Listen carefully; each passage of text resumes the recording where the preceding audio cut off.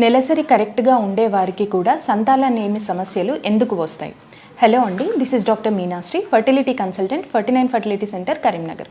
So usually అందరూ అనుకునేది ఏంటి అంటే నెలసరి కరెక్ట్గా అంటే పీరియడ్స్ కనుక రెగ్యులర్గా వచ్చే వారికి వేరే ప్రాబ్లమ్స్ ఏమీ ఉండవు కాబట్టి ఇన్ఫర్టిలిటీ అనేది ఏమీ ఉండదు అని అనుకుంటారు. సో కొన్నిసార్లు ఏంటంటే పీరియడ్స్ అనేవి రెగ్యులర్గా ఉన్నా కూడా మనకి అదర్ కాజెస్ ఆఫ్ ఇన్ఫర్టిలిటీ అంటే వేరే కాజెస్ కూడా మనకి సంతానలేమి సమస్యని కలిగించవచ్చు. ఇందులో మెయిన్ థింగ్, ఫస్ట్ థింగ్ వచ్చేసి fallopian tube. So tubal blockade అని అంటాము. సో ఇది ఏంటి అంటే నార్మల్లీ గర్భసంచి పక్కన 2 ఫెలోపియన్ ట్యూబ్స్ ఉండడం జరుగుతుంది. సో ఈ ట్యూబ్స్ యొక్క మెయిన్ ఫంక్షన్ వచ్చేసి ఎగ్ అండ్ స్పర్మ్ యొక్క కలయిక జరిగి ఎంబ్రియో అనేది ఫామ్ అవ్వడం, అంటే పిండం అనేది మొదటిగా మనకి ట్యూబ్స్లోనే ఫామ్ అవుతుంది. సో ఈ ట్యూబ్స్ కనుక ఏదైనా కారణం వల్ల బ్లాక్ అయిపోయి ఉంటే అటువంటి కండిషన్లో మనకి పీరియడ్స్ అనేవి ఎఫెక్ట్ అవ్వవు. సో పీరియడ్స్ అనేవి రెగ్యులర్గా వస్తూనే ఉంటాయి. సో ట్యూబ్స్ బ్లాకేడ్ ఉన్నప్పుడు మనకి పీరియడ్స్ రెగ్యులర్గా ఉన్నా కూడా ఎగ్ అండ్ స్పర్మ్ అనేది కలయిక జరగదు కాబట్టి మనకి ప్రెగ్నెన్సీ రావడంలో ఇబ్బంది కలగడం జరుగుతుంది. అండ్ నెక్స్ట్ ఇంపార్టెంట్ కాజ్ వచ్చేసి డిమినిష్డ్ ఎగ్ క్వాలిటీ.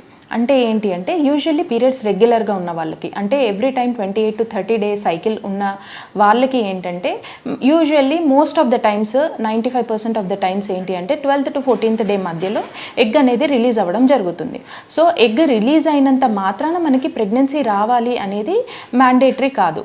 సో దీనికి ఏంటి అంటే ఎగ్ రిలీజ్ అవ్వడంతో పాటు ఆ రిలీజ్ అయిన ఎగ్ యొక్క నాణ్యత పైన కూడా మనకి ప్రెగ్నెన్సీ అనేది డిపెండ్ అయ్యి ఉంటుంది. సో మనకి ఆ ఎగ్ క్వాలిటీ కనుక రిలీజ్ అయ్యే ఎగ్ క్వాలిటీ కనుక మనకి తక్కువ క్వాలిటీ ఉంటాయి. సో వీటిని మనం పూర్ క్వాలిటీ ఎగ్స్ అని అంటాం. సో ఈ పూర్ క్వాలిటీ ఎగ్స్ ఉన్నప్పుడు మనకి సైకిల్స్ అనేవి రెగ్యులర్గా ఉండి ఎవ్రీ టైం ఎగ్ రిలీజ్ అయినా కూడా మనకి సంతానలేమి సమస్య అనేది కలిగే అవకాశం ఉంటుంది. అండ్ నెక్స్ట్ థింగ్ వచ్చేసి ఎండోమెట్రియోసిస్. సో దీనినే వాడుక భాషలో చాక్లెట్ సిస్ట్ అని అంటున్నారు.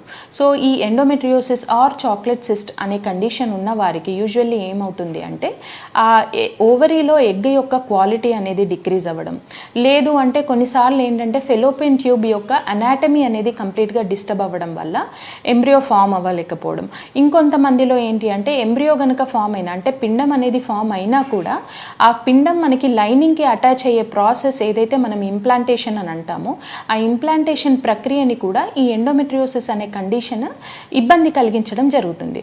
సో దీనివల్ల ఈ ఎండోమెట్రియోసిస్ అనే కండిషన్ ఉన్న ఆడవారికి రెగ్యులర్ సైకిల్స్ ఉన్నా కూడా మనకి ప్రెగ్నెన్సీ అనేది డిలే అయ్యే అవకాశం ఉంటుంది. అండ్ నెక్స్ట్ థింగ్ వచ్చేసి మనం గర్భసంచి కనుక చూసుకుంటే గర్భసంచి షేప్లో కనుక ఏదైనా డిఫెక్ట్స్ ఉన్నా, లేదు అంటే గర్భసంచిలో గడ్డలు లాంటివి వీటిని మనం ఫైబ్రాయిడ్స్ అని అంటాము, లేదు కొన్నిసార్లు చిన్న చిన్న పాలిప్స్ లాంటివి కూడా ఉండడం జరుగుతుంది.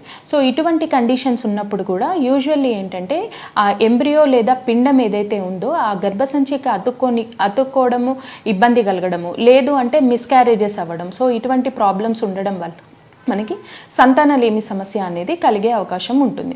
అండ్ నెక్స్ట్ ఇంపార్టెంట్ థింగ్ వచ్చేసి మనకి లైఫ్ స్టైల్ ఫ్యాక్టర్స్.